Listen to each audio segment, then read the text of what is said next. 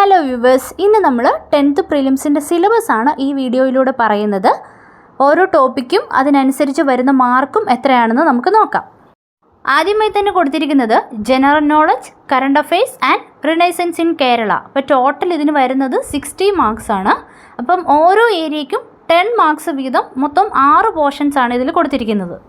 ആദ്യത്തെ 10 മാർക്കിൻ്റെ ക്വസ്റ്റ്യൻസ് വരുന്നത് ശാസ്ത്ര സാങ്കേതിക മേഖല, കലാ സാംസ്കാരിക മേഖല, അതുപോലെ തന്നെ രാഷ്ട്രീയ സാമ്പത്തിക സാഹിത്യ മേഖല, പിന്നെ കായിക മേഖല, ഇവയുമായി ബന്ധപ്പെട്ട ഇന്ത്യയിലെയും പ്രത്യേകിച്ച് കേരളത്തിലെയും സമകാലീന സംഭവങ്ങൾ. അപ്പോൾ ഇതിനോടനുബന്ധിച്ച് വരുന്ന കറണ്ട് അഫെയർസും കൂടി ഇൻക്ലൂഡ് ചെയ്തിട്ടായിരിക്കും ക്വസ്റ്റ്യൻസ് വരുന്നത്.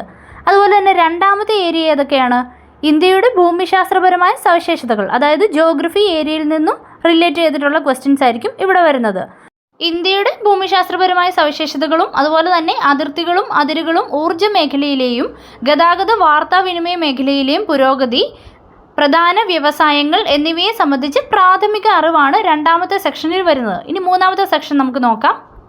ഇന്ത്യയുടെ സ്വാതന്ത്ര്യവുമായി ബന്ധപ്പെട്ട രാഷ്ട്രീയവും സാമൂഹികവും സാംസ്കാരികവുമായി ബന്ധപ്പെട്ട മുന്നേറ്റങ്ങൾ, ദേശീയ പ്രസ്ഥാനങ്ങൾ, സ്വാതന്ത്ര്യാനന്തര ഇന്ത്യ നേരിട്ട പ്രധാന വെല്ലുവിളികൾ തുടങ്ങിയവയാണ് മൂന്നാമത്തെ സെക്ഷനിൽ വരുന്നത്. അടുത്തത് 10 മാർക്കിൻ്റെ തന്നെ നാലാമത്തെ സെക്ഷനാണ്. ഒരു പൗരൻ്റെ അവകാശങ്ങളും കടമകളും, ഇന്ത്യയുടെ ദേശീയ ചിഹ്നങ്ങൾ, ദേശീയ പതാക, ദേശീയ ഗീതം, ദേശീയ ഗാനം തുടങ്ങിയ അടിസ്ഥാന വിവരങ്ങളും, മനുഷ്യാവകാശ കമ്മീഷൻ, വിവരാവകാശ കമ്മീഷനുകൾ എന്നിവയെ സംബന്ധിച്ച അറിവുകളുമാണ് നാലാമത്തെ സെക്ഷനിൽ വരുന്നത്. അടുത്തത് കേരളത്തിൻ്റെ അടിസ്ഥാന വിവരങ്ങൾ, നദികളും കായലുകളും, വിവിധ വൈദ്യുത പദ്ധതികൾ, വന്യജീവി സങ്കേതങ്ങളും ദേശീയോദ്യാനങ്ങളും, മത്സ്യബന്ധനം, കായിക രംഗം തുടങ്ങിയവയെക്കുറിച്ചുള്ള അറിവെല്ലാം അഞ്ചാമത്തെ സെക്ഷനിൽ 10 മാർക്കോട് കൂടി തന്നെയാണുള്ളത് കേട്ടോ. ആറാമത്തെ സെക്ഷനിൽ റിനൈസൻസ് അല്ലെങ്കിൽ നവോത്ഥാനവുമായി ബന്ധപ്പെട്ട ടോപ്പിക്സ് ആണ് പറഞ്ഞിരിക്കുന്നത്.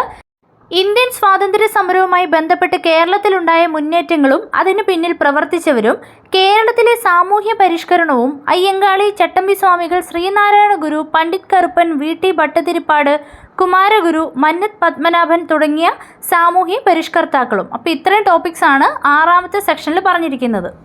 അടുത്ത 40 മാർക്കിൽ 20 മാർക്ക് വരുന്നത് ജനറൽ സയൻസിനാണ്. അതിൽ നാച്ചുറൽ സയൻസിന് 10 മാർക്കാണ് വരുന്നത് കേട്ടോ. നാച്ചുറൽ സയൻസിൽ തന്നെ ടോട്ടൽ 7 ടോപ്പിക്സ് കൊടുത്തിട്ടുണ്ട്. ഏതൊക്കെയാണെന്ന് നമുക്ക് നോക്കാം. മനുഷ്യ ശരീരത്തെക്കുറിച്ചുള്ള പൊതു അറിവ്, ജീവകങ്ങളും അപര്യാപ്തതാ രോഗങ്ങളും, രോഗങ്ങളും രോഗകാരികളും, കേരളത്തിലെ ആരോഗ്യക്ഷേമ പ്രവർത്തനങ്ങൾ, കേരളത്തിലെ പ്രധാന ഭക്ഷ്യ കാർഷിക വിളകൾ, വനങ്ങളും വനവിഭവങ്ങളും, പരിസ്ഥിതിയും പരിസ്ഥിതി പ്രശ്നങ്ങളും. ഇത്രയും ടോപ്പിക്സ് ആണ് നാച്ചുറൽ സയൻസിൽ വരുന്നത്. അടുത്തതായി ഫിസിക്കൽ സയൻസ് നോക്കാം. ഇതിൽ ടോട്ടൽ 12 ടോപ്പിക്കാണ് കൊടുത്തിരിക്കുന്നത്. ആറ്റവും ആറ്റത്തിൻ്റെ ഘടനയും, അയിരുകളും ധാതുക്കളും, മൂലകങ്ങളും അവയുടെ വർഗീകരണവും, ഹൈഡ്രജനും ഓക്സിജനും, രസതന്ത്രം, ദൈനംദിന ജീവിതത്തിൽ, ദ്രവ്യവും പിണ്ഡവും, പ്രവൃത്തിയും ഊർജവും അതിൻ്റെ പരിവർത്തനവും, താപവും ഊഷ്മാവും, പ്രകൃതിയിലെ ചലനങ്ങളും ബലങ്ങളും, ശബ്ദവും പ്രകാശവും, സൗരയൂഥവും സവിശേഷതകളും. ഇത്രയും ടോപ്പിക്സ് ആണ് ഫിസിക്കൽ സയൻസിൽ വരുന്നത്. അടുത്ത ഭാഗം 20 മാർക്കിൻ്റെ ആണ് കേട്ടോ.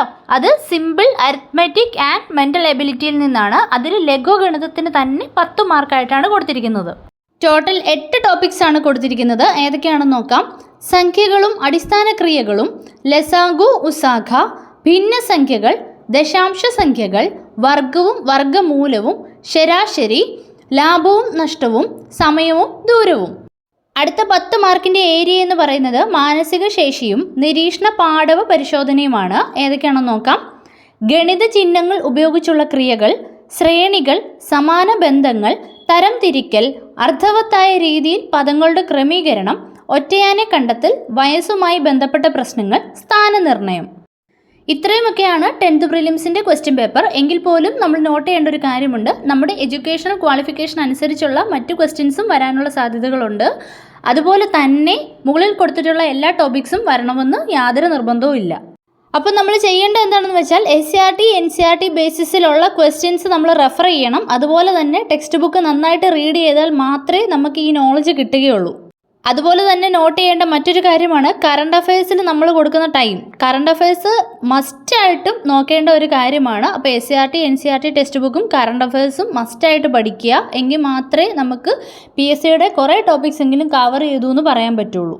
SCRT, NCRT എക്സ്പ്ലനേഷൻ ക്ലാസ്സസും MCQസും അതുപോലെ തന്നെ PSC റിലേറ്റഡ് ക്ലാസ്സസുമാണ് ഈ ചാനലിൽ പോസ്റ്റ് ചെയ്യുന്നത്.